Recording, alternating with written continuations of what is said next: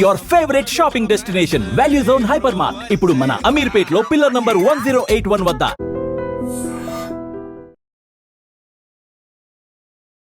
Hi guys, welcome to I dream. నేను మీ Chanakya. Guys, USA situation ఎలా ఉందో మనందరికీ తెలుసు. ఇంకా ఏంటంటే ఇయర్ బై ఇయర్ యుఎస్కి వెళ్ళి చదువుకునే వాళ్ళ సిచ్యువేషన్స్ మనం చూస్తూ ఉన్నాము. గ్రాడ్యువల్గా పెరుగుతూనే ఉంది. అది కూడా ఇప్పుడు ట్రంప్ రాకున్న ముందు వరకు. అది సెకండ్ టర్మ్. అయితే ఎప్పుడైతే ట్రంప్ సెకండ్ టైం వచ్చాడో అప్పటి నుంచి కూడా ఎవరైతే ఇండియన్ స్టూడెంట్స్ ఉన్నారో యూఎస్కి వెళ్ళి చదువుకునే వాళ్ళ సంఖ్య తగ్గిపోతూ వస్తూ ఉంది. అండ్ అక్కడ సిచ్యువేషన్స్ అనేది కూడా బాగాలేవు. అరే, అక్కడికి వెళ్ళిన తర్వాత కూడా చాలా ఇబ్బందులు పడుతున్నారని చెప్పేసి కొన్ని న్యూసెస్ అనేది కూడా మనం వింటూ ఉన్నాము.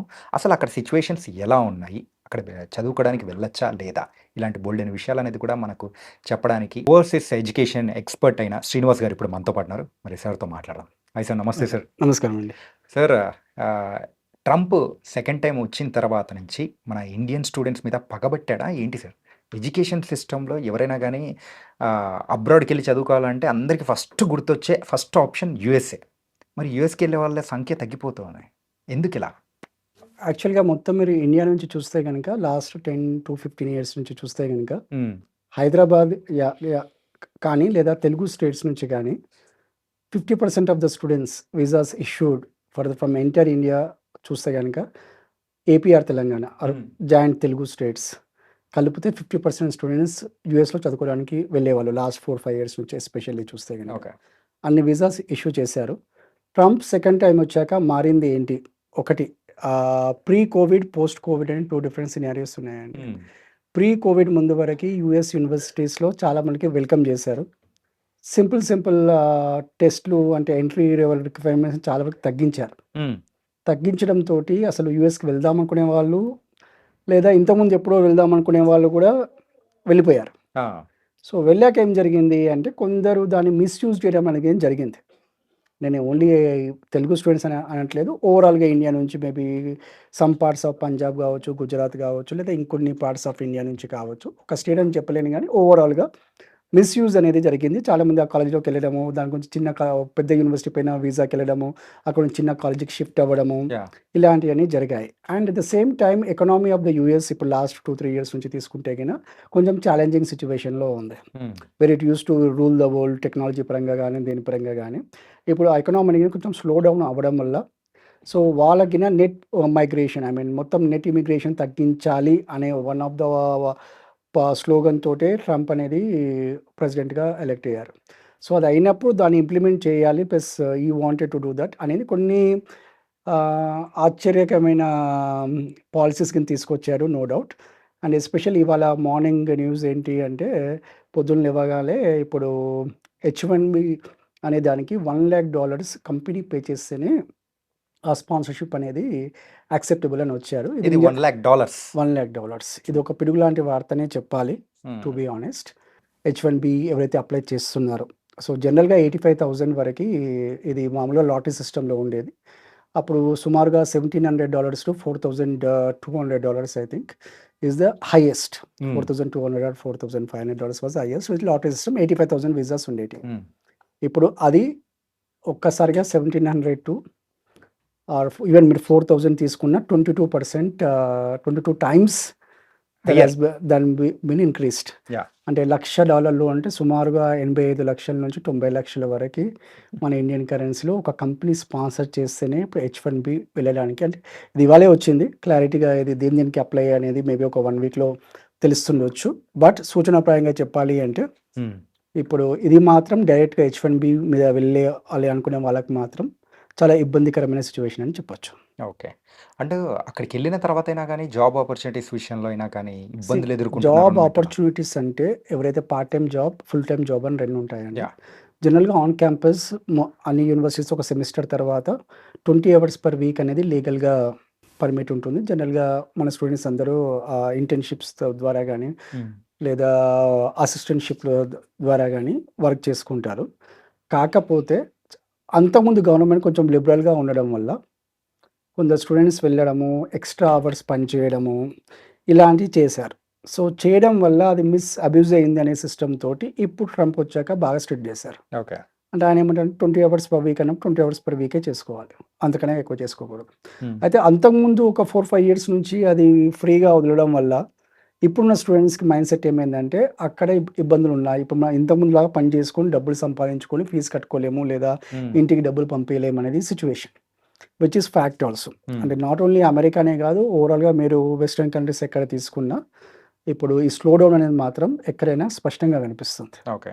అంటే ఎంప్లాయ్‌మెంట్‌లో గానీ, ఏదైనా కానీ. సేమ్ థింగ్ అక్కడ లోకల్స్‌లో గిన ఒక ఫీలింగ్ వీళ్ళెక్కడి నుంచో వచ్చి మా జాబ్స్ ఎళ్ళిపోతున్నాయి అనేది ఒక one of the biggest issue. So, దాన్ని గినక వీళ్ళు జియో పొలిటికల్ సినారియో గిన అనుకోవచ్చు. ఒక విధంగా చెప్పాలంటే ఇప్పుడున్న government of America or India చూసినా గానీ అంత హెల్తీగా అయితే లేవు రిలేషన్స్. మీకు మొన్ననే చూసుంటారు టారిఫ్స్ గానీ, అవి గానీ.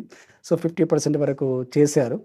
సో, ఆ జియో పొలిటికల్ ఇంపాక్ట్ అనేది గిన దీనిపైన చూపెట్టొచ్చు. కాకపోతే ఏ పాలిసీ చేసినా అది ఇండియన్ ఒక్కరికే వర్తించదు. ఇండియా ఒక కంట్రీకే వర్తించదు. ఇప్పుడు ఏదైతే H-1B పాలిసీ ఏదైతే మారిందో ఇది గ్లోబల్. కాకపోతే అందులో ఎక్కువ ఇంపాక్ట్ అనేది మాత్రం ఇండియన్స్. ఎందుకు అంటే ఇప్పుడు 100 మందిలో 71% are Indians who apply for H-1B. So, మామూలుగా science, technology, engineering and math ఈ దాంట్లో ఈ ఫీల్డ్‌లో ఎక్కువ మంది H-1B అనేది అప్లై చేస్తుంటారు. సో, ఇందులో వచ్చేసి 71% ఇండియా ఫస్ట్ ప్లేస్‌లో ఉంటే next country is China with 12%. Okay. ఇంకా మిగతా అన్ని చిన్న 3-4% different parts of the world నుంచి వస్తారు. సో, ఇది 1990లో ఫస్ట్‌లో H-1B అనేది స్టార్ట్ అయింది. అప్పటి నుంచి ఇంతవరకు లాటరీ సిస్టమ్‌లోనే ఉండేది. సో, ఇప్పుడు దీనివల్ల ఏమవుతుంది లేదా ఫ్యూచర్ ఇది H-1Bకి ప్రస్తుతానికైతే మాకున్న ఇన్ఫర్మేషన్ ప్రకారము ఇది ఆల్రెడీ అక్కడ అమెరికాలో చదువుతున్న విద్యార్థులకి ఎవరైతే ఓపీటీ అంటారో ఆప్షనల్ ప్రాక్టికల్ ట్రైనింగ్, అంటే 2 ఇయర్స్ కోర్స్ అయిపోయాక 3 ఇయర్స్ వరకే వాళ్ళు ఓపీటీ మీద ఉంటారు. ఓపీటీ టు H-1B వెళ్ళే వాళ్ళకు ఇది ఇంపాక్ట్ కాదు. ఓకే. కాకపోతే ఇంకా క్లియర్‌గా డీటెయిల్స్ అనేది రాలేదు. ప్రస్తుతానికి ఉన్న ఇన్ఫర్మేషన్ ప్రకారం అయితే దానిపైన ఎలాంటి కామెంట్ లేదు. అంటే ఓపీటీ టు H-1B అనేది సేఫ్. అంటే స్టూడెంట్స్ ఎలాంటి ఇబ్బంది అయితే ఉండదు. ఎవరికి ఇబ్బంది కలుగుతుంది అంటే ఇండియా నుంచి డైరెక్ట్‌గా H-1B మీద వెళ్దాం అనుకుంటున్నారు. ఫర్ ఎగ్జాంపుల్ ఇప్పుడు Amazon is the highest recruiter in America. 10,514 something 10,000 odd members are on H-1B. Next is మన ఇండియన్ కంపెనీ TCS. 5,300 500 ఉన్నాయి. దెన్ మెటా ఇలా చాలా కంపెనీస్ ఉన్నాయి. Highest is 10,000. యావరేజ్‌గా తీసుకుంటే మీరు 3,000-4,000 people these companies are recruiting out of that 85,000. So, వీళ్ళకనేది పెద్ద ఇంపాక్ట్ అనేది డెఫినెట్‌గా ఉంటుంది. కాకపోతే ఇప్పుడు వీళ్ళు పంపించే దానికి వేరే ప్రొవిజన్స్ కింద ఉన్నాయి. లైక్ ఇప్పుడు బిజినెస్ వీసా మీద వెళ్ళడము, 6 మంత్స్ వరకు అక్కడ చేపియడము, L1, L2 అలా డిఫరెంట్ స్కీమ్స్ ఉన్నాయి. So, we have to see ఇంకా ఇది ఎగ్జాక్ట్ పాలిసీ ఫామ్ అవుతుందా లేకపోతే అయితే ఇది ఏదైనా అప్పటికి ఈ పాలిసీ అనేది మాత్రం ఇవాళ వచ్చిన ఇన్ఫర్మేషన్ ప్రకారం 1 ఇయర్ వరకే ఎగ్జిస్టెన్స్‌లో ఉంటుంది. Okay. This is for only 1 year. ఎందుకంటే నా పర్సనల్ ఒపీనియన్ అయితే ఏ కంట్రీ అయినా ఇప్పుడు ఒక పాలిసీ మార్చారు. పాలిసీ మార్చడం కొంచెం ఈజీయే కావచ్చు. కాకపోతే మీకు ఇమ్మీడియట్‌గా అన్ని రిసోర్సెస్ డెవలప్ చేయడం అనేది మాత్రం అంత ఈజీ కాదు. ఒక స్టూడెంట్స్ ఉన్నారు, అమెరికాలో ఉన్నారు, ఇండియన్స్ కావచ్చు, వేరే కంట్రీ వాళ్ళు కావచ్చు. వాళ్ళను గ్రాస్ప్ చేసుకోవచ్చు, నో డౌట్. కానీ హైలీ స్కిల్డ్ జాబ్స్ ఏవైతే ఉంటాయో వీటికైతే ఎక్స్పీరియన్స్ అవసరం ఉంటుందో అలాంటి రిసోర్సెస్ అనేది నాకు తెలిసినంత వరకు ఓవర్ నైట్‌లో ఏ కంట్రీకినా ప్రొడ్యూస్ చేయలేదు. అట్లాంటప్పుడు మనం తెచ్చుకోవాల్సిందే అన్నట్టు ఉంటుంది. తెచ్చుకోవాల్సిందే తప్పదని నేను అనుకుంటున్నాను. లేదా ఆటోమేటిక్‌గా కంపెనీసే ఆ కంట్రీ నుంచి మూవ్ అవుట్ అయ్యి వేరే కంట్రీస్‌లో వెళ్ళిపోయే అవకాశం ఉంటుంది. ఓకే. అది ఓవరాల్ ఏ కంట్రీ ఎకనామిక్ అయినా చాలా ప్రాబ్లమ్ అవుతుంది అలా గనుక అవుతే. సార్, ఫ్రమ్ మెనీ ఇయర్స్‌గా మీరైతే ఒక కన్సల్టెన్సీ నడుపుతూ ఉన్నారు. Going on. అయితే ఈ ఇయర్‌లో గమనించుకుంటూ ఉంటే సో, యూఎస్‌కి వెళ్ళే స్టూడెంట్స్ డ్రాప్ అవుట్ కానీ అంటే వేరే కంట్రీస్ వైపు వెళ్ళడానికి కానీ సో, ఏం చెప్తున్నారు? ఎందుకు రీజన్స్ ఏమైనా చెప్తున్నారా? ఒకటండి ఎక్కడైనా గానీ అన్‌సర్టెనిటీ అనేది ఎక్కడైతే ఉందో ఎవరు గానీ అక్కడ వెళ్ళాలని అనుకోరు. ఓకే. సో, అక్కడ ఎంతవరకు ఇంపాక్ట్ అయింది అనే దానికంటే కూడా డైలీ మనకి మీడియాలో వచ్చే న్యూస్ గానీ లేకపోతే పొద్దున్న లేస్తే మనం చూసే 2 న్యూస్. ట్రంప్ ఏమన్నాడు, ఒకటి టారిఫ్స్ గురించి మాట్లాడాడా లేకుంటే ఇమిగ్రేషన్ గురించి మాట్లాడాడా. సో, ఈ 2 చూసినప్పుడు ఒక పేరెంట్‌కి గానీ ఇప్పుడు నేను ఒక పేరెంట్ అండి. నాకు ఒక అబ్బాయో, అమ్మాయో ఉంది. నేను పంపియాలనుకున్నప్పుడు అది ఏమాత్రం 1% డౌట్ ఉన్న నా మైండ్‌లో పంపియొద్దనే కోరుకుంటాను. ఖచ్చితంగా. ఎందుకంటే ఆ ఫియర్ అనేది ఉంటుంది. ఓకే, అది ఫ్యాక్టా కాదా అని ఎంతమందికి తెలుసు, ఎంతమందికి అవేర్‌నెస్ ఉన్నది అనేది చాలా తక్కువ. అలానే సిట్యుయేషన్స్ ఏం కాలేవని కాదు. ఎక్కడో దగ్గర రూల్ బ్రేక్ చేసినప్పుడు వాళ్ళు ఆ పాత ఎగిన పట్టుకొని కొందరిని డిపోర్ట్ చేయడం జరిగింది ఇండియాకి. ఓకే. ఓకే. సో, వాళ్ళు వచ్చినప్పుడు ఏంది అంటే ఇప్పుడు ఎవరైనా నేను అక్కడ లా బ్రేక్ చేశానని చెప్పొచ్చు, చెప్పకపోవచ్చు. హ్మ్. నన్ను డిపోర్ట్ చేశారనేది మనకు కనిపిస్తుంది. ఎందుకు డిపోర్ట్ చేశారనేది నెక్స్ట్ స్టోరీ. కాకపోతే రూల్స్ అనేది బాగా స్ట్రిక్ట్‌గా ఉన్నప్పుడు nobody will feel comfortable. Okay. కొంచెం ఆ బ్రీతింగ్ స్పేస్ అనేది లేదు అనిపిస్తుంది. సో, హ్మ్. Maybe that is the reason. అందుకే యూఎస్‌కి నేను డిక్లైన్ చూస్తే ఎస్పెషల్లీ ఆల్ ఓవర్ ఇండియాలో చూస్తే హైదరాబాద్ నుంచి గానీ, ఏపీ, తెలంగాణ నుంచి గానీ చాలా ఒక 60-70% డిక్లైన్ ఉన్నది మాత్రం వాస్తవం. మనం ఇంతకుముందు 100 మందిని పంపించేది ఇప్పుడు 20-30% స్టూడెంట్స్ మాత్రమే పంపించగలుగుతున్నాం. చాలా డ్రాప్ సార్. చాలా డ్రాప్ అండి. Huge okay. డ్రాప్. అలాగే కేవలం యూఎస్ గురించనే కాకుండా ఇటు Australia, Canada and even London, యూకేకి వెళ్ళాలనుకున్నా కానీ స్టూడెంట్స్ ఎక్కువగా ఇంట్రెస్ట్ చూపించట్లేదు. అంటే అక్కడ కూడా ఈ ఇమిగ్రేషన్ పాలసీస్ కానీ, లేకపోతే అక్కడికున్న ఉద్యోగ అవకాశాలు కానీ వెళ్ళడానికి చాలా టైట్ చేశారని కూడా మేము మొన్నటి వింటూ ఉన్నాం. వరకు కెనడా అనేది ఎలా అంటే యూఎస్ తర్వాత ఓ టైంలో యూఎస్ కన్నా గాని ఎక్కువ మంది ఇండియా నుంచి కెనడాకి వెళ్ళిన కెనడాకి సిట్యుయేషన్ ఉండేది. ఎస్పెషల్లీ నార్త్ ఇండియా నుంచి. సో, ఎప్పుడైతే ఆ జియో పొలిటికల్ సినారియో అనేది మారిందో 2 కంట్రీస్ మధ్యల ప్లస్ ఇంకోటి ఏందంటే అన్‌ఎంప్లాయ్‌మెంట్ అనేది గిన హ్యూజ్ క్రైసిస్ హ్మ్. అనేది కెనడా ఉంది. అది కాకుండా మన అకామిడేషన్ గానీ, హౌసింగ్ గానీ హ్మ్. చాలా మటుకు స్టూడెంట్స్ చాలా డిఫికల్ట్ ఫేస్ చేశారు. ఎప్పుడు చెప్పాలంటే ఇండియన్స్‌కి ఐ మీన్ ఎస్పెషల్లీ తెలుగు విద్యార్థులకు చెప్పాలంటే America was his favourite destination. Yeah! Okay. మధ్యలో అప్పుడు కొంచెం సిట్యుయేషన్స్ వల్ల కొంతమంది కెనడాకి వెళ్లారు, కొందరు యూకేకెళ్లారు, కొందరు ఆస్ట్రేలియాకెళ్లారు. హ్మ్. కాకపోతే ఉన్న సిట్యుయేషన్‌లో హైయెస్ట్ నంబర్స్ ఎప్పుడు వెళ్ళేది మాత్రం అమెరికాకే ఉండేది. ఎందుకంటే అమెరికా అలాంటి ఆపర్చునిటీస్ అనేది ప్రొవైడ్ చేసింది హ్మ్. ఇండియన్స్‌కి. అంటే ఒక 2 ఇయర్స్ కనుక కష్టపడి చదువుకున్న ఆ ఫీస్ కట్టుకోగలిగితే, ఓ 3 ఇయర్స్ ఓపీటీ ఆ తర్వాత హెచ్-1బీ ఒక 3 years extendable to another 3 years ఓవరాల్‌గా ఒక 6 ఇయర్స్ ఆఫ్ టైమ్ అనేది వాళ్ళక్కడ సెటిల్ అయిపోయేవాళ్ళు. హ్మ్. అంటే బేసికల్‌గా అంటే ఒక పేరెంట్ మైండ్ సెట్‌గా ఆలోచిస్తే రిటర్న్ ఆన్ ఇన్వెస్ట్‌మెంట్ అంటాం గదా! యాహ్! అంటే మనం ఒక 30 లక్షలు ఖర్చు పెట్టాము. ఆ డబ్బులు బ్యాక్ వస్తాయి అనే నమ్మకం అనేది ఆ కంట్రీ క్రియేట్ చేయగలిగాయి. అది దానికన్నా ఇంకెక్కువనే సంపాదిస్తాం ఓకే. అనేది క్రియేట్ చేయగలిగింది కాబట్టి ఇన్ని లక్షల మంది ఎళ్లారు. ఇప్పుడు కాదు 1990s నుంచి చాలా హ్యూజ్ నంబర్స్ ఇండియా నుంచి వెళ్ళడం జరిగింది. ఇప్పుడున్న సిట్యుయేషన్‌లో ఆల్టర్‌నేట్‌గా గనుక చూస్తే గనక అమెరికా కాకుండా చాలామంది ఇప్పుడు మేము పంపిస్తున్న స్టూడెంట్స్‌లో ఎక్కువ మంది జర్మనీ వైపు మొగ్గు చూపుతున్నారండి. జర్మనీ వైపు. Germany okay. వైపు. సో, జర్మనీ ఎందుకు అంటే జర్మనీ ఈస్ ఒక చాలా తక్కువ అంటే కొన్ని దేశాల్లోనే ఇంటర్నేషనల్ స్టూడెంట్స్ గిన ఫ్రీ ఎడ్యుకేషన్ ఇస్తారు. Okay. So, Germany is one among them. హుహు. సో, జర్మనీలో ఏంటంటే ఇప్పుడు ఇంటర్నేషనల్ స్టూడెంట్స్‌గా ఫ్రీ ఆఫ్ కాస్ట్ చదువుకోవచ్చు. హుహు. మాస్టర్స్ చేయాలనుకునే వాళ్ళు గాని, వాళ్ళు ఒక్క రూపాయి గిన కట్టకుండా ఫ్రీగా చదువుకోవచ్చు. లేదా మినిమల్ ఫీస్ గిన ఉంది పబ్లిక్ యూనివర్సిటీస్‌లో. అంటే ఒక 1000 టు 2000 యూరోస్ అంటే ఒక యూరోస్. 1,00,000-2,00,000 మధ్యలో పర్ సెమిస్టర్. అంటే ఒక 5-6 లాక్స్‌లో మీది మాస్టర్స్ అయిపోతుంది. ప్లస్ ఆపర్చునిటీస్ వైస్ చూసినా గానీ చాలా ఆపర్చునిటీస్ ఉన్నాయి. రీసెంట్‌గా జర్మన్ గవర్నమెంట్ గిన రిలీజ్ చేసిన ఒక న్యూస్ ఏంది అంటే ఇప్పుడు ఇంటర్న్‌షిప్ గిన ఎవరైనా ఇండియా నుంచి వెళ్ళాలి అనుకుంటే హ్మ్. ఫర్ ఎక్స్‌చేంజ్ ప్రోగ్రామ్స్ కానీ దేనికైనా గానీ వీసా లేకుండా గాని ఎళ్ళొచ్చు. Oh! So, Germany is opening now there doors to Indians. ఎందుకంటే వాళ్ళకున్న పాపులేషన్ యూత్ పాపులేషన్ చాలా తక్కువ ఉంది. So, they want youngsters to come, study and settle in that country. Okay. అంటే ఎవ్రీ ఇయర్ ఇంజినీరింగ్ అయిపోయిన స్టూడెంట్స్ కొన్ని లక్షల మంది బయటకొస్తున్నారు. అందులో మినిమమ్ ఒక 30,000-40,000 స్టూడెంట్స్ ఖచ్చితంగా అబ్రాడ్‌కెళ్ళిపోవాలనే ప్లాన్స్ అనేది పెట్టుకొని బయటకి అడుగు పెడుతుంటారనమాట. రైట్. సో, అలా వచ్చిన తర్వాత మెయిన్ మనం వెళ్ళే కంట్రీకే అరే! వెళ్ళలేము అని చెప్పేసి అనుకున్నప్పుడు వాళ్ళ చూపు ఓన్లీ జర్మనీ వైపు అట్లా కాకుండా ఇంకా వేరే వేరే కంట్రీస్ వైపు కూడా పడుతున్నాయా? డెఫినెట్‌లీ. సో, అంటే ఎలాంటి కంట్రీస్ మీద వెళ్తున్నారు ఇప్పుడు వాళ్ళనుకోవచ్చు? స్టూడెంట్ మైండ్ సెట్ అంటే ఇప్పుడు ఏమంటారు జెన్ జీ అంటారు గదా! హ్మ్. సో, జెన్ జీలో ఏందంటే రీసెంట్‌గా ఒక స్టూడెంట్ అండ్ పేరెంట్ వచ్చారు. హ్మ్. వచ్చి మీరు ఏ కంట్రీ వెళ్తాం అనుకుంటున్నారంటే జపాన్ అంటాడు. నేనన్నాను జపాన్ అయితే మేము పంపియము. మాకైతే ఆ ట్రాక్ రికార్డింగ్ లేదు. జపాన్‌లో వెళ్లి ఏం జరిగిందని. మీరెందుకెళ్ళి జపాన్ వెళ్దాం అనుకుంటున్నారు అన్నాను. హ్మ్. అంటే ఇంట్రెస్టింగ్‌గా ఏం చెప్తాను నేను చిన్నప్పటి నుంచి జపానీస్ కార్టూన్సే చూసాను. సో, కాబట్టి జపాన్ వెళ్దాం అనుకుంటున్నారు అంటాడు. So, okay. నేనేమంటానంటే బికాజ్ ఏదో కార్టూన్ చూసారనో, సినిమా చూసాననో అనేది డిసిషన్‌లో ఉండకూడదు. అంటే కొన్ని పారామీటర్స్ అనేది మామూలుగా ఎనీ స్టూడెంట్ హోంవర్క్ అనేది చేయాలండి. హ్మ్. మనం ఏ కంట్రీకెళ్తున్నాము? ఎలాంటి యూనివర్సిటీకెళ్తున్నాము? ఆ యూనివర్సిటీకి అక్రిడిటేషన్ ఉందా? నేను చేసే కోర్సు అక్కడ కోర్స్ కరిక్యులమ్ గాని, ఫ్యాకల్టీస్ గాని ఇవి బాగా ఉన్నాయా? First thing. సెకండ్ థింగ్ దాని ఫీజ్ మనం అఫోర్డబులా? కాదా? హ్మ్. మనం ఇక్కడ నుంచి డబ్బులు తీసుకెళ్తే సరిపోతాయా? లోన్ తీసుకోవాలా? లేకపోతే అక్కడేదో జాబ్ చేసి కట్టేద్దాము అనుకుంటే మాత్రం ఇప్పుడు ఏ కంట్రీలో గాని పాసిబుల్ కాదు. Okay. Unless you get funding. హ్మ్. సో, అది అయిపోయాక నాకు ఆపర్చునిటీస్ ఏమున్నాయి? మీ ఉద్దేశం గనుక యాస్ ఎ స్టూడెంట్ అక్కడికెళ్ళాక నేను అక్కడే ఉండాలి. ఒక 2, 3 ఇయర్స్ జాబ్ జేసుకోవాలనో, లేకపోతే అక్కడే సెటిల్ గావాలనో, పీఆర్ తీసుకోవాలని అనుకుంటే, ఆ కంట్రీ అవి ప్రొవైడ్ చేస్తుందా లేదా immigration rules. And most important ఇంతకుముందు మన స్టూడెంట్స్ ఎవరైనా అక్కడికెళ్లారా? What is their experience? ఇప్పుడు చాలా కంట్రీస్ కొన్ని కరెన్సీ చూస్తే 100, 120 ఉంటాయి.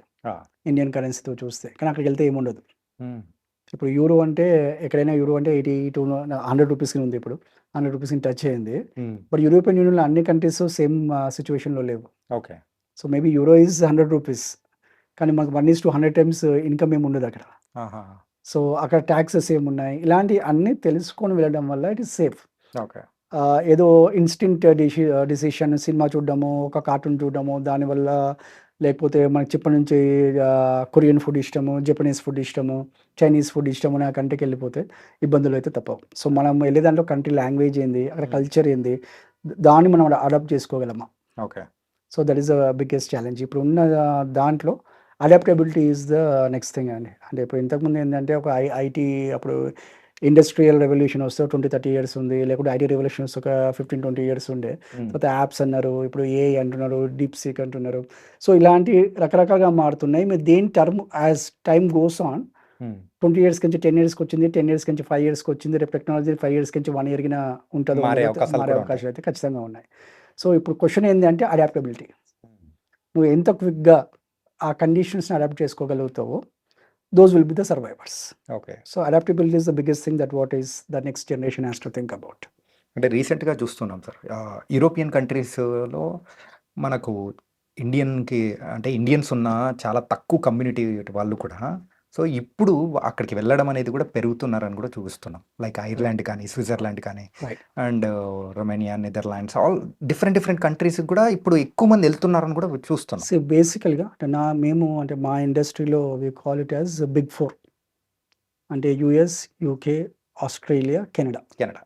These are the 4 countries where that have the capacity to adapt. అంటే అంతమంది స్టూడెంట్స్ లక్షల్లో మంది వెళ్ళినా గానీ అక్కడ అకామిడేట్ చేసే అని ఫెసిలిటీస్ గానీ ఇప్పటి నుంచి కాదు కొన్ని ఏళ్ల నుంచి అక్కడ ఉన్నాయి. So, when you go to some other country like Ireland ఉంది for example. Ireland is very popular for IT and pharma. Okay. ఇప్పుడు మన ఫేస్‌బుక్ హెడ్ క్వార్టర్స్‌కి ఐర్లాండ్‌లో ఉంది. కాకపోతే క్వెషన్ ఏంటి అంటే ఎంతమంది స్టూడెంట్స్ తీసుకో అక్కడ ఎన్ని ఇన్‌స్టిట్యూషన్స్ ఉన్నాయి? గట్టిగా చూస్తే గానీ 15, 20 యూనివర్సిటీస్ లేవు. సో, 15, 20 యూనివర్సిటీస్ లేని చోట మనలో నుంచి ఇక్కడ లక్షల మంది వెళ్తే వాళ్ళని అకామిడేట్ చేసుకోగలుగుతుందా? Okay. Okay. So, the challenge is with first ఇప్పుడు ఐర్లాండ్ మొత్తం కంట్రీ తీసుకున్న చిన్న మన స్టేట్ అంతగానే ఉండదు. అండ్ అందులో మొత్తం Dublin city is the capital. And డబ్లిన్‌లో లెట్స్ ఒక 30, 40 లాక్స్ పాపులేషన్ ఉందండి. మీరు సెకండ్ లార్జెస్ట్ సిటీ తీసుకున్నా, కార్క్ గానీ ఇంకో తీసుకున్నా 1,00,000 జనాభా ఏం లేదు. సో, అక్కడ ఏం ఆపర్చునిటీస్ ఉంటాయి అనేది గానీ మనం ఉన్నాయి కంపెనీస్, ఎంఎన్‌సీ కంపెనీస్ చాలా ఉన్నాయి. టాప్ ఫార్చ్యూన్ 500 కంపెనీస్ చాలా ఉండొచ్చు. కాకపోతే వాటి కెపాసిటీ మన టీసీఎస్‌కి అక్కడ ఉంది డబ్లిన్‌లో. కాకపోతే వాళ్ళ కెపాసిటీ ఇక్కడ 1000 మందిని తీసుకునేది అక్కడ 50 మందే ఉండొచ్చు. అక్కడ కంపెనీ ప్రెజెన్స్ ఉండొచ్చు. యాహ్! సో, ఎంతమందిని అకామిడేట్ చేసుకోగలదు ఒకటి. దానికన్నా ముఖ్యంగా ఏంది అంటే మీరు చదువుకోవడానికి వెళ్ళినప్పుడు ఎక్కడికైనా వెళ్ళొచ్చు.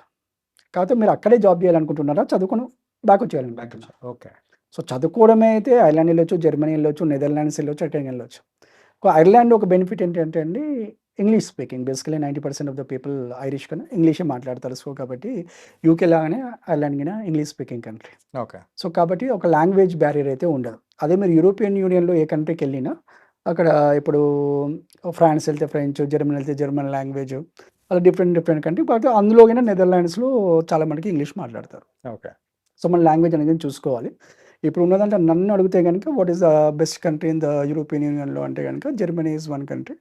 డెఫినెట్‌లీ అన్ని ఆపర్చునిటీస్ ఉన్నాయి కాబట్టి మన స్టూడెంట్స్ 90% మంది అక్కడ చదువుకున్నాక అక్కడ సెటిల్ అవ్వడము, కొన్ని రోజుల్లోనే జాబ్ చేయాలనుకుంటారు కాబట్టి so, it is better country then any other country in the European Union. Yeah! Sir as per your knowledge please sir tell me ఏంటంటే ఎవరైతే అబ్రాడ్ స్టడీస్‌కి వెళ్తూ ఉన్నారో వాళ్ళు తీసుకోవాల్సిన జాగ్రత్తలు అంటే ఏం చెప్తారు? The primary rules. So, basically ఏందంటే అండి రూల్స్ కన్నా ముఖ్యంగా ఏందంటే వాళ్ళ పర్పస్ అనేది క్లారిటీగా ఉండాలి. Okay. What they want to and why they are going. So, ఇప్పుడు ఒక చిన్న ఏంటంటే ఎక్కడైనా సరే ఒక కంట్రీకి వెళ్ళిపోవాలి. అంటే ఇప్పుడు నేను ఫారెన్ వెళ్ళాను, ఫ్రెండ్స్ ఉన్నారు, ఒక 4 ఫోటోలు దిగాను, ఫేస్‌బుక్‌లోనో, ఇన్‌స్టాగ్రామ్‌లో పెట్టాను. If that is motivating you then it's not the real reason or purpose. మీరు ఎళ్లి అంటే నన్ను గనుక అంటే బికాజ్ నేను చాలా యూనివర్సిటీలో చాలా కంట్రీలో చూసాను. నాకు కనిపించిన ముఖ్యమైన డిఫరెన్స్ ఏంది అంటే, ఇక్కడ లేనిది అంటే ఇక్కడ మొత్తానికి లేదని అని అనను. చాలా యూనివర్సిటీస్‌లో లేనిది అక్కడ ఈజీగా అవైలబుల్. ఏంటి అంటే ఫెసిలిటీస్ అక్కడ ఏదైతే యూనివర్సిటీస్‌లో ఉంటాయో, జస్ట్ ఫర్ ఎగ్జాంపుల్ ఒక హ్యూమన్ ఐ మీన్ ఒక నర్సింగ్ సెంటర్ ఉందనుకుందాం. లేదా ఒక హాస్పిటల్ ఉందనుకుందామండి. హ్యూమన్ ఆండ్రాయిడ్స్‌ని అక్కడ పెట్టి ఒక్కొక్క దానికి అదే ఒక ల్యాబొరేటరీకి వాళ్ళు 1 బిలియన్ లాంటి పౌండ్స్ కానీ, డాలర్స్ కానీ ఖర్చు పెడతారు. అలా 8-9 బాడీస్ మీరు ఇక్కడ పల్స్ పెట్టినా, బ్లడ్ తీసినా అని same they will create that I mean experience for you. అంటే మీకు అలాంటి ఎక్స్‌పీరియన్స్ అనేది మన ఇండియాలో చాలా తక్కువ. ఓకే. సో, ఆ ప్రాక్టికల్ ఎక్స్‌పోజర్ అని మనం అంటాం. జనరల్‌గా ప్రాక్టికల్ అంటే ఏదో ప్రాక్టీస్ చేయడం అని కాదు. కాకపోతే ఆ ఫెసిలిటీస్ లేదా ఒక మెకానికల్ ఇంజిన్ డిపార్ట్మెంట్ ఉంది. ఒక ఫార్ములా 1 కార్ చేస్తున్నారనుకోండి. ఒక కార్‌కి ఒక ₹1,00,00,000 వరకు ఖర్చవుతుంది. అలాంటి స్టూడెంట్స్‌కి ఇచ్చారు యాక్సెసిబిలిటీ అనేది ఇస్తున్నారు. సో, మనం ఇక్కడ ఐఐటీస్‌లో, ఐఐఎమ్స్‌లో లేదా ఇంకో పెద్ద ఇన్‌స్టిట్యూట్‌లో ఉన్నాయి కావచ్చు. కాబట్టి నిజంగా అందరూ మనం అలాంటి ఇన్‌స్టిట్యూట్‌లో చదువుకోలేము. ఈవెన్ డబ్బులున్నా చదువుకోలేరు. ఓకే. ఎందుకంటే ఇక్కడ ర్యాంక్ రాందే మనం ఆ ఇన్‌స్టిట్యూట్‌లో ఎంటర్ కాలేము. సో, యూఎస్‌లోనో, యూకేలో ఏందంటే ఇప్పుడు మన ఐఐటీ లాంటి మేబీ 500, 600 అదర్ యూనివర్సిటీస్ ఉన్నాయి కాబట్టి అక్కడ మనకు డబ్బుంటే గనుక చదువుకోగలం. లేదా ఎక్స్‌ట్రీమ్‌లీ అకాడమికల్లీ స్ట్రాంగ్ ఉంటే స్కాలర్‌షిప్ ఫండింగ్ పైన గాని చదువుకోగలం. ఓకే. సో, ఇలాంటి సిట్యుయేషన్స్‌లో మనకి ఇక్కడ రానప్పుడు అది ఒక ఆపర్చునిటీ లాగా తీసుకొని హ్మ్. ఆ నాలెడ్జ్ గెయిన్ చేసుకోవడానికి వెళ్ళాలండి. ఓకే. అంటే ప్రతి జాబ్‌కి ఎక్కడైనా జాబ్ అది ఇండియాలోనే కావచ్చు, అమెరికాలోనే కావచ్చు, రేపు ఫ్యూచర్‌లో ఇండియా గాని డెవలప్ కావచ్చు అమెరికా కన్నా. సో, అయినప్పుడు ఏ జాబ్ రోల్‌కైనా ఒక సర్టెన్ స్కిల్స్ అనేది అవసరం ఉంటది. ఓకే. ఆ సర్టెన్ స్కిల్స్ అనేది మనం డెవలప్ చేసేది ఒక యూనివర్సిటీ మాత్రమే. లేదా ఒక ఇన్‌స్టిట్యూషన్ మాత్రమే. సో, ఆ రైట్ ఇన్‌స్టిట్యూషన్‌ని నేను పికప్ చేసుకుంటున్నానా లేదా? ఓకే. సో, చాలామంది చేసే మిస్టేక్ ఏందంటే ఏ కోర్స్‌కెళ్ళాలి? హ్మ్. అంటే ఏ కోర్స్‌కెళ్ళాలని అడగడం తప్పులేదు. కానీ చాలామంది అడిగేది ఏందంటే ఏ కోర్స్‌కెళ్తే ఎక్కువ సాలరీ వస్తుంది. సో, ఆల్వేస్ సాలరీ గురించే కాకుండా ఏది మనం బాగా చేయగలమో ఓకే. ఏది డిమాండ్ ఉండి చూసుకొని తప్పులేదు. కానీ డిమాండ్ ఉన్నది దాన్ని ప్రతి ఒక్కరు చదవలేరు. మనకు సూటబుల్ కావాలి. మనకది అర్థం కావాలి. మనం అర్థం చేసుకొని మనం చదవగలగాలి. అవును సార్. ఇప్పుడు ఆర్టిఫిషియల్ ఇంటెలిజెన్స్ అంటున్నారు. ప్రతి వాళ్ళు ఆర్టిఫిషియల్ ఇంటెలిజెన్సే అవుతే ఇలాంటి బిల్డింగ్ ఎవరు కట్టాలి? మీలాగా ఇంటర్వ్యూ తీసుకునే వాళ్ళు ఎవరు ఉండాలి? So, yeah! ప్రతి జాబ్‌కి there certain skill set are required. ఆ స్కిల్ సెట్‌లో మనం ఉన్నామా? మన హ్యూమన్ పొటెన్షియల్‌కి అది మ్యాచ్ అవుతుందా? యాహ్! అనేది ఒక కెరియర్ కౌన్సిలర్‌తో హెల్ప్ తీసుకొని, అండర్‌స్టాండ్ చేసుకొని, దాన్ని మనం బ్రెయిన్ మ్యాపింగ్ చేసుకొని, ఆ కరెక్ట్ సూటబుల్ కోర్స్ అని చేసుకుంటే ఫర్ ఎగ్జాంపుల్ ఇందాక మీరు మాట్లాడుతూ చెప్పారు. మీరు ఒక ఇంజినీరు ఇప్పుడు you become a journalist yeah! Right? Or interviewer ఏమంటారు? ఇంటర్వ్యూయర్ అంటే రైట్. జర్నలిస్ట్. జర్నలిస్ట్ అంటారు. సో, మీరు చదివిన చదువుకి, మీరు చేస్తున్న ప్రొఫెషన్‌కి అంటే ప్రేమించింది ఒకరిని, పెళ్లి చేసుకుంది ఒకరినిలాగా ఉంది. సో, ఎందుకు అవుతుంది అలా? ఎందుకు అంటే మీరు ఇంజినీరింగ్ చదివేటప్పుడు అందరూ కలిసి ఇంజినీరింగ్ చేశారు. నేను ఇంజినీర్ అయిపోదాం అనుకోని జాయిన్ అయి ఉంటారు. అందరూ కంప్యూటర్ సైన్స్ తీసుకున్నారని మీరు కంప్యూటర్ సైన్స్ తీసుకొని ఉంటారు. So, same thing most of the students అంటే లక్షల మంది ఇంజినీర్స్ బయటకొస్తున్నా ఆ రిక్వైర్డ్ స్కిల్స్ అనేది చాలా తక్కువ మందికే తక్కువ. ఉంటున్నాయి. ఎందుకు అంటే వాళ్ళు అనుకున్నది ఒకటి, వాళ్ళు చేస్తున్నది ఒకటి. అంటే ఆ క్లారిటీ అనేది లేదు. ద బిగ్గెస్ట్ థింగ్ నన్ను అడిగితే ఒక 1 లైన్‌లో చెప్పాలంటే have the clarity. Okay. What you want and why you want. Why do you have that burning desire అంటే దెన్ గో ఫర్ ఇట్. లేదు అంటే మీ స్కిల్స్ ఏమున్నాయి? ఆ స్కిల్స్‌కి అందరూ సేమ్ కాదండి. Every student is different. Yeah! కొందరు ఆర్ట్స్‌లో బాగుండొచ్చు, కొందరు టెక్నాలజీలో కొందరు లాజికల్‌గా థింక్ చేస్తుండొచ్చు, కొందరు ఎమోషనల్‌గా థింక్ చేస్తుండొచ్చు. మన స్కిల్స్ ఎక్కడున్నాయి? మనం ఫస్ట్ నో యువర్ సెల్ఫ్ అంటాను నేనైతే. మిమ్మల్ని మీరు కరెక్ట్‌గా చూసుకోండి. మీరు ఎక్కడ what are you good at? ఏది చేస్తే మీకు life long passion. So, career అనేది just like a marriage. So, once you are done it then you have to continue it for ever. So, that's what I say. So, అదే country అయినా పర్లేదు. కాకపోతే other factors ఇది ఒక్కసారి మీకు clarity వచ్చాక fees ఎంతుంది? అది అఫోర్డ్ చేయగలుగుతామా లేదా? అక్కడికెళ్ళి ఏదో పార్ట్ టైమ్ జాబ్ చేసి డబ్బులు సంపాదించి ఫీజ్ కట్టుకోవడం అనేది మాత్రం ఇంపాసిబుల్. 99% is not possible. ఏదో 1 out of 100 cases might be possible. Second thing ఏంది అంటే ఒక లోన్ తీసుకుంటే ఆ లోన్ ఇంట్రెస్ట్ ఎంత ఉంది? మనం ఎలా పే బ్యాక్ చేయాలనుకుంటున్నాం? అక్కడ కోర్స్ అయిపోయాక ఎలాంటి ఆపర్చునిటీస్ ఉన్నాయి? ప్లస్ అక్కడ ఇమిగ్రేషన్ పాలిసీస్ ఏమున్నాయి? Right. One of the most important factor నౌడేస్ immigration policies కింద మనం చూసుకోవాలి. 2 ఇయర్స్ స్టే బ్యాక్ ఇస్తున్నారా? 3 ఇయర్స్ స్టే బ్యాక్ ఇస్తున్నారో? ఆ 2 ఇయర్స్ మనం వర్క్ చేస్తే ఇంకా మన డబ్బులు వెళ్ళిపోతాయా? Just to safeguard. యాహ్! ఒక ఆ ఎక్స్‌పీరియన్స్, ఆ స్కిల్స్ వచ్చాక మీరు ఇండియాకి వచ్చినా గాని జాబ్ చేసుకోవచ్చు. ఖచ్చితంగా నేను అక్కడనే ఉండాలి, బ్యాక్ రావద్దనే ఉద్దేశంలో మాత్రం ఉండకూడదు. నాకు ఇమిగ్రేషన్ పాలసీ ఎప్పుడు ఏ కంట్రీది ఎలా మారుతుందో ఎవరు చెప్పలేరు. యాహ్! బ్యాక్ వచ్చినా మీరు చదువుకున్న చదువుకు వాల్యూ ఉండాలి. మీరు చేసిన ఎక్స్‌పీరియన్స్‌కు ఇక్కడ గుర్తింపు ఉండాలని కోరుకోవడం బెటర్.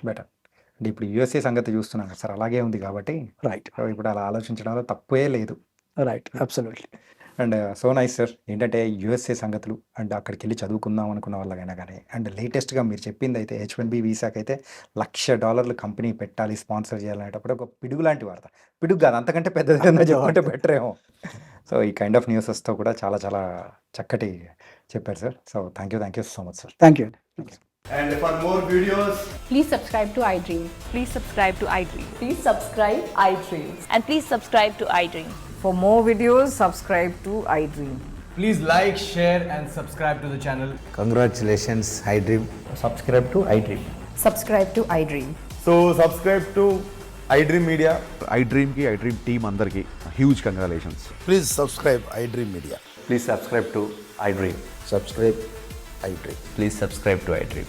iDream అంటే నా కళల ఛానల్ను సబ్స్క్రైబ్ చేసుకున్న నోరు తిరుగుతలేదు, మీరైతే గంట గుర్తు కొట్టండి. For more such videos, please subscribe to iDream.